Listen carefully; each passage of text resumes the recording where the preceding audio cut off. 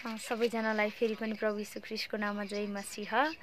अनि मैले चाहिँ हजुरको माझमा है यो बाइबलबाट एफिसीको 2 अध्यायको 1 देखि 10 सम्म चाहिँ परमेश्वरको अनुग्रहबाट नै हामी उहाँमा फेरि नयाँ भएका छौँ। अनि यो चाहिँ हाम्रो पुरानो र नयाँ जीवन। तिमीहरू आफ्नो अपराध र पापहरूद्वारा मरेको बेलामा उहाँले तिमीहरूलाई जीवित पार्नुभयो।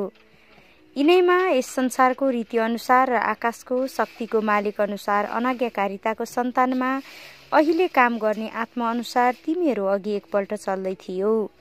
तिनीमध्ये हामी सबै पनि शरीर र मनको इच्छा पूरा गरेर आफ्ना पापमय स्वभावको लालसामा अघि जिउँथ्यौँ र बाँकी मानिस जस्तै हामी स्वभावैले क्रोधका सन्तान थियौँ। तर परमेश्वर जो कृपामा धनी हुनुहुन्छ उहाँले आफ्नो महान प्रेमद्वारा हामीलाई प्रेम गर्नुभयो। यसकारण पापमा हामी मरेका भए तापनि उहाँले हामीलाई ख्रीष्टसँगै जीवित पार्नुभयो।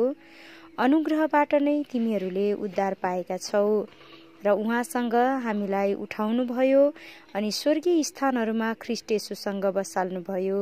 यो चाहिँ ख्रीष्ट येशूमा हामीप्रति उहाँको दयामा आफ्नो अनुग्रहको असीम सम्पत्ति आउँदा युगहरूमा देखाउनलाई हो। किनभने अनुग्रहबाट विश्वासद्वारा तिमीहरूले उद्धार पाएका छौ र यो तिमीहरू आफैबाट होइन, यो त परमेश्वरको वरदान हो, कर्महरूद्वारा होइन, नत्र त मानिसले घमण्ड गर्नेछ।